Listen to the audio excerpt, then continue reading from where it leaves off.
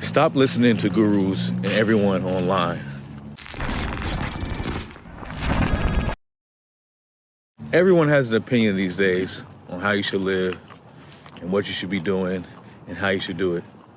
Now, I believe that it's important to take advice and wisdom from those who are where you want to be, or those you've seen have growth in their lives or have had growth in achieving their goals and succeeding in fields that you want to succeed in, or who have experiences that you want to experience also. Very valuable to get that information from them. You know, when you learn something, you get the information, and then when you experience something with that information, that's what you call wisdom. And when people have the wisdom, which is the information with the experience, that is valuable. I'm not going to discredit anyone who has wisdom in any field or sector. However, your inner wisdom is far more valuable, and it's better than external advice. Let me say that again. Your inner wisdom is better than external advice, okay? Because that inner wisdom, it is connected to something that is not in this physical plane, that's not in this realm. It can't really be described. You know, it is just something that comes to you naturally. It just downloads. That's the best way I can describe it. You be sitting there thinking, or not thinking. It could just hit you when you're on a walk and you just get an idea. That's that inner wisdom. Or sometimes it's more deliberate when you're meditating or you're praying, or maybe you're just stuck. You feel stuck, I should say.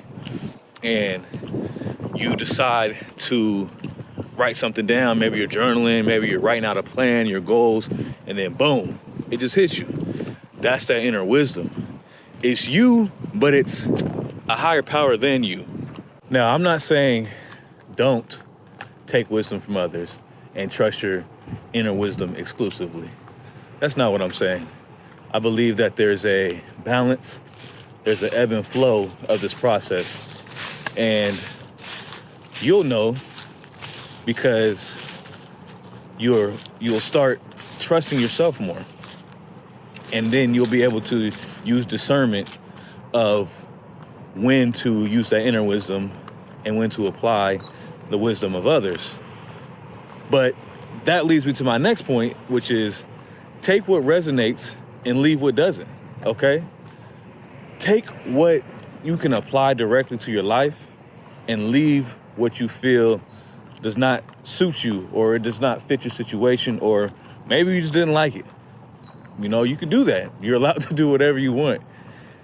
So take what resonates and leave what doesn't. Just like they say, take the meat and cut the fat, pause. Hey, yo, that's crazy. But take what you want that's going to serve you, that applies to you directly, that you like, that really resonate with you, and do not take any more. You don't have to. You can remix it, re-rock it, and do whatever you want with your own wisdom, mix it in with the wisdom from others, and you get a new outcome. That's how you become your own guru, if you will. Hold on, y'all. Let me cross the street. So taking that inner wisdom and applying it to the wisdom of others, taking out what doesn't resonate with you, that's the formula for becoming a guru, becoming an expert, for making your own way, making your own path, carving out your own lane. That's what you want to do. Again, I believe I said this in one of my other videos, but when you take lessons from somebody, you're not them. We don't all have the same temperaments. We all don't have the same habits, same upbringing, the same culture, the same age. There's so many different variations that I believe when you follow somebody's blueprint to the T, it may not get you the same results because you're just not them. We're all uniquely made. We're all different. So you're gonna need a unique plan to achieve what you want to achieve. One example where I listened to myself, my inner wisdom, was during COVID, okay?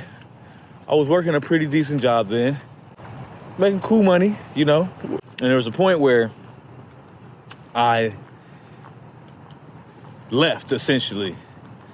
And the only reason why I left was because the COVID had hit and they were reducing hours. And I used my inner wisdom because, one, everybody got them stimulus checks.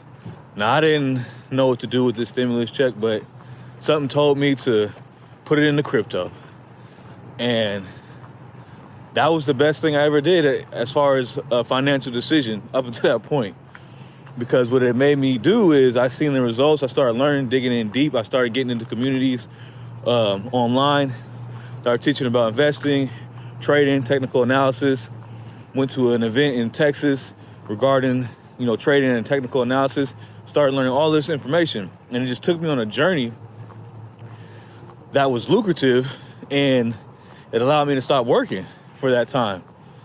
And it was great. And I had a lot of great experiences, was able to do a lot of things for my family. But if I would have never trusted my inner wisdom, if I would have never believed in myself and made that decision to leave a pretty decent job with benefits and pay, and they was giving me breakfast, lunch, and dinner whenever I worked there for 12 hours, which was, to me, was the best part of the whole job, to be honest, was that food. Facebook employees really get taken care of there, even if you just contracted out for a security job. Either way, it was great job, best job I probably had as far as ease to pay and the perks and benefits and everything else that come with the job. But I digress.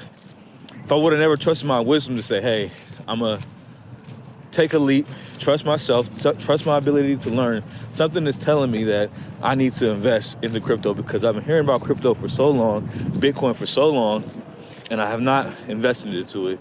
And me, I'm a pretty tech savvy guy. I like to stay up on what's new technologies, which is why y'all may have seen my series about learning the code, because after all these years, I feel like I need to learn the code.